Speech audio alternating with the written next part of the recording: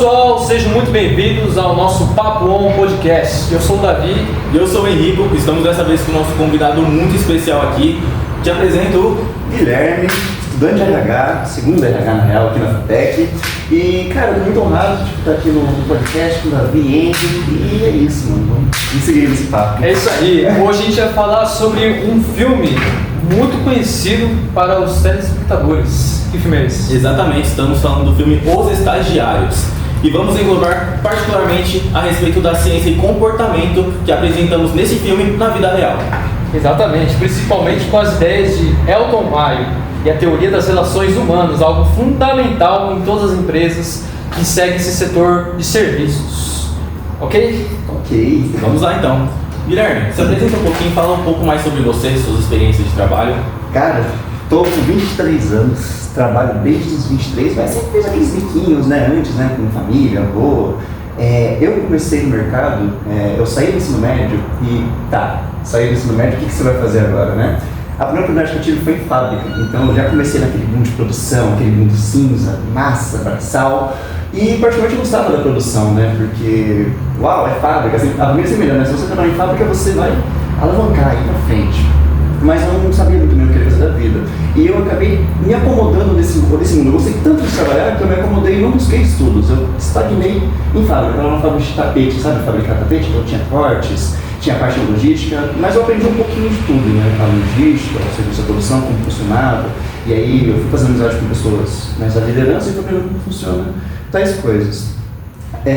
Não durei muito tempo, fiquei um ano lá. Por motivos pessoais na cidade, e por aí fui rodando em muitos serviços, já fui em mercado, fui auxiliar de elétrica, tipo assim, eu sou quase uma Barbie masculina, tenho uma funções. Exato, eu fiz tudo isso aí. Então, sobre o mundo do mercado, sobre o lance das multinações, eu acho que eu conheço bastante o que me agrada e o que desagrada no mundo do mercado de trabalho, sabe?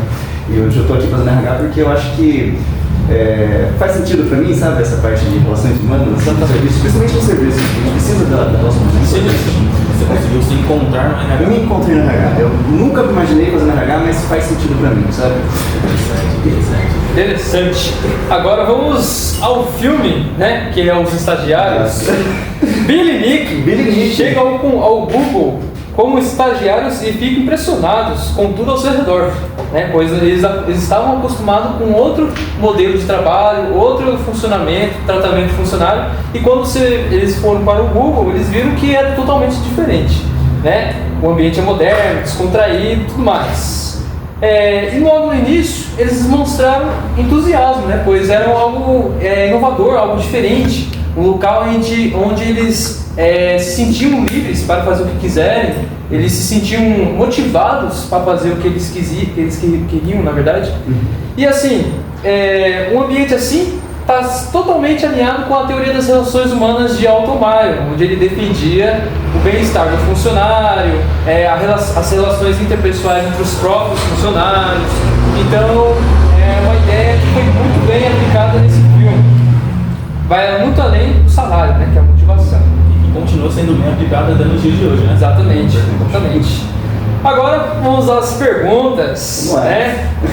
O que chamou mais atenção de você na motivação dos personagens no início do filme? No início do filme, cara, que personagens, né?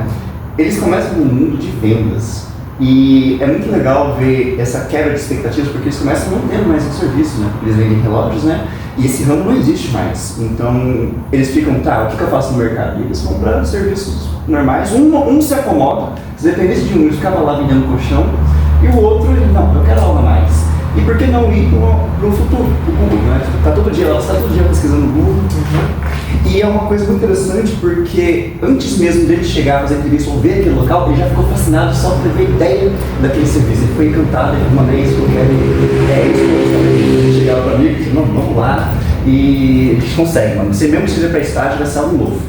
E quando eles chegam lá, eu acho a primeira cena muito engraçada que, tipo, peraí, tudo aqui nesse lugar aqui é de graça? Tipo, vou querer 7 coisas, vou querer 7 negócios, eu vou querer... Mano, aquilo lá é genial, porque é isso, cara, é uma alimentação, são coisas básicas, água é básica, a alimentação é básica. Então, eles não vivem naquela precariedade, eles pensam, isso aqui é o futuro, isso aqui é um ambiente legal, parece uma aula de faculdade, né, o lindo local, sabe?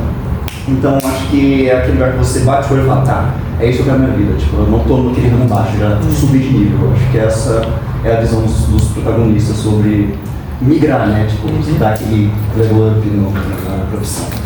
Ótimo colocamento. Interessante seu ponto de vista. Mas aí uma pergunta que engloba tanto o seu pessoal como a base que você viu no filme. Certo. Com base nas suas experiências anteriores, você acredita que a motivação, ela influencia sim no ambiente de trabalho ou ela deixa a desejar? Com certeza. Como eu disse, eu trabalhei, o primeiro serviço meu foi, claro, como eu disse, né? Como que eu posso trabalhar um ano da minha vida sem uma expectativa de ficar só como operador? Sabe?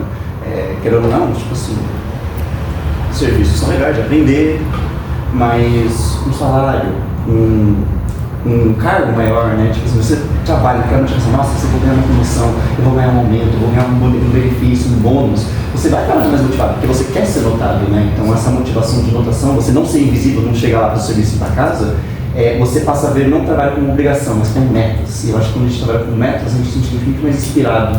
Aí todo dia bater o ponto, chegar no horário, produzir mais, né? Então, com certeza, a motivação não vem de metas, porque a motivação em todas as empresas, senão vai ter aquele famoso desmotivamento de funcionário, né?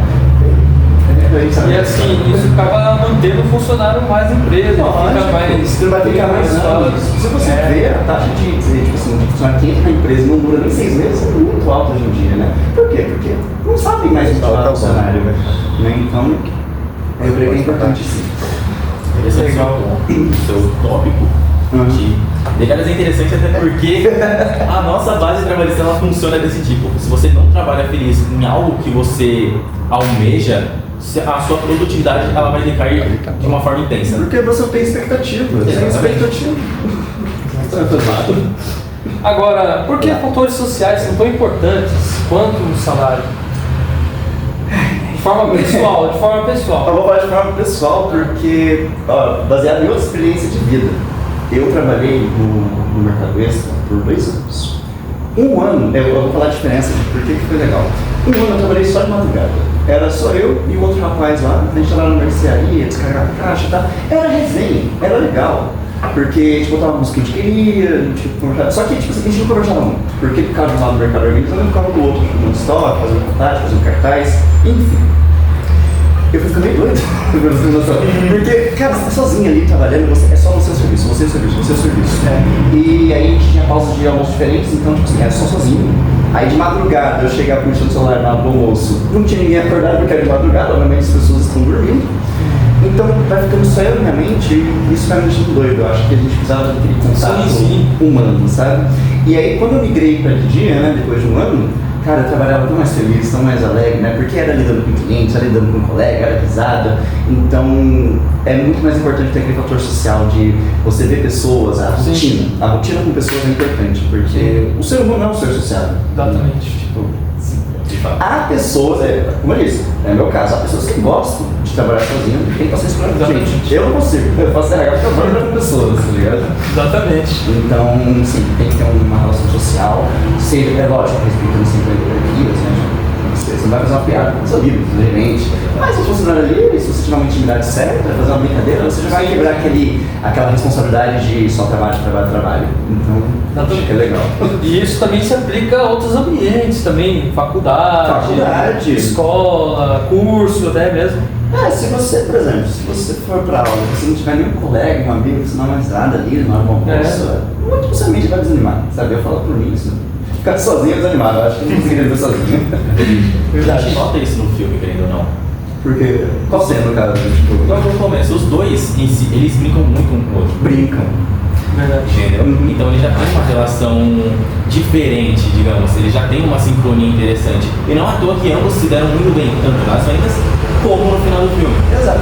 E isso é muito legal, esse ponto foi interessante, porque quando eles chegam no Google, você vê aqueles jovens ali que eles estão começando no mercado de trabalho, eles não se conhecem, eles não se conversam. A dinâmica do Nick Billy, tá ligado? É muito engraçada, é muito orgânica. Tipo assim, principalmente nas perguntas e respostas que o professor vai falando lá, é só eles estão em harmonia, estão em sintonia. Então, e isso vai encantando as pessoas ao redor deles ao longo do filme. Então é muito importante, sabe? Como uma relação pode mudar um ambiente. Exatamente.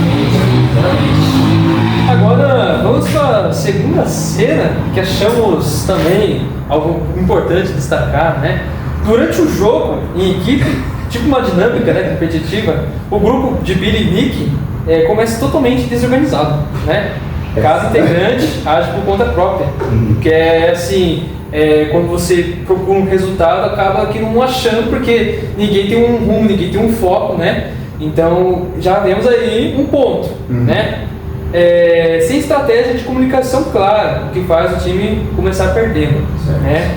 Então assim, a comunicação sob pressão em um ambiente competitivo é ainda mais importante do que o ambiente assim, até mesmo pessoal, assim. Se você não tem uma organização, uma comunicação clara entre os integrantes mesmo, entre subordinado e patrão e etc., você não tem um norte. Então, para você chegar no resultado, você tem que ter um norte. Então, quando uma equipe está desorganizada estruturalmente, ela não chega a lugar nenhum, ela só fracassa, né? Então, isso é importantíssimo, valorizar a questão da comunicação clara, assertiva, em um ambiente competitivo. Agora, a segunda pergunta. Vamos lá. Na sua visão, se você estivesse naquela campanha que a gente pode citar, do jogo em si, você fosse o líder da equipe, quais pontos você iria denominar que eles deveriam melhorar e quais pontos você acha que era o máximo deles? Cara, é uma cena complicada porque não é um jogo nacional, não é um esporte nacional. Então, nerd, eu sou nerd, tá ligado? Eu adoro Harry Potter, Então, um nerd, ele vai entender o quadribol. Se falar quadribol, vai sacar as regras, vai sacar como funciona, independente. Quando eles falaram disso, eu sabia como jogar, até eu queria jogar lá no filme. Mas quando você está, no caso daquele grupo, quando chega duas pessoas na área claramente não conhece, pode ser, menciona referência de quadrinhos ali, Professor Xavier, os caras não sabem o que é Professor Xavier, obviamente eles não sabem o que é Harry Potter. Então eles não ensinam a dinâmica do jogo, é como se desse um código muito avançado de programação, muita programação, então eu não gosto da maneira. Acho que a primeira coisa que eles fizeram errado é não explicar, não cumprir as coisas que é o jogo. Dizer, é um jogo aí, vamos jogar e vamos ver o que dá. Eles ficaram perdidos, porque não é futebol americano, não é futebol profissional, não é o que eles conhecem, não é o que eles estão habituados. Então você nota, acho que eu teria explicado, vou dar um contexto aqui, do filme Harry Potter tal, funciona assim, sai voando no filme, eles jogam lá na bolinha, no final vai aparecer lá a bolinha dourada, se pegar no jogo, eles iam sacar. Tanto é que a derrota deles no filme é que eles nem sabiam que aquela bola dourada elas pegassem e ia ganhar o jogo. E quando eles entenderam, aí já cai demais, né? Tipo, porque isso, eles não se programaram para fazer um plano, uma estratégia de jogo. Também. Então, tipo assim, um técnico de futebol ele vai fazer todo um treinamento com o time, explicar o que tem que fazer, cada um tem que fazer, e geralmente não ganhar, geralmente, né? Em todo caso de futebol. Aí entra o que você falou, a questão da comunicação. A questão da comunicação, tem que ter uma comunicação, tem que ter uma estratégia. E pegar pontos fortes de cada integrante, né? Você vê, por exemplo, o Big Nick, eles devem manjar muito de futebol americano, porque quando eles assumem, eles começam a entender mais ou menos o jogo, o físico deles para futebol, eles são muito mais avançados que os nerds, podemos dizer assim. Sim. Né? Então eu teria pego essa vantagem e enaltecido mais, sabe? E eu deixar os outros como suporte mais, que já entende a base do jogo. Mas o que eu não teria feito no jogo foi descartado, né? Deixar desolado eles. Eles não entendem nada, vamos tentar assumir aqui. Foi péssimo, sabe? E isso nem precisa saber do time inimigo que trapacearam lá, tipo assim, se a gente tiver a nossa parte, a gente acaba ganhando. Até que quando eles assumiram, então o jogo estabilizou. Sim. Eu acho que no ambiente de serviço é uma coisa, tipo assim, exatamente. Chega de funcionário novo. Eu falo isso também, outra coisa. Nossa, o último emprego que eu tive foi no call center. Cara, não dá, cara. Foi o primeiro dia lá, os caras me deram um treinamento, eu fui lá, fiz o treinamento, eu cheguei achando que sabia. Cheguei lá no call center, meu computador, quem sabia que eu sabia bater ponto? Abri sistema, não tinha login, não tinha nada. 1h30 para saber, para começar a produzir mesmo, tipo assim, ninguém foi lá, deu um apoio, deu um suporte. Eu acho que é a mesma coisa, a analogia do jogo com o serviço, tá no mundo real. Exato, não é tão ficção assim um filme na vida real, cara. É um trabalho em equipe, na verdade. É um trabalho em equipe, cara. Se no meu serviço, se tem um suporte, ele tem que ser o suporte, tem que ser o apoio. Exatamente. Agora, se a pessoa não chega ali, tipo assim, ela pressupõe que você já sabe tudo, e se eu tiver uma dúvida, tipo assim, eles tinham dúvidas, ninguém tinha que explicar eles, você vai acabar tirando frustrações e achar que você não é capaz. Então, sendo que não, eles são capazes de mostrar no meio do jogo. Exatamente. É isso. Agora vai a minha pergunta. Eita. Como a resiliência do grupo após uma situação de fracasso pode influenciar no trabalho em equipe?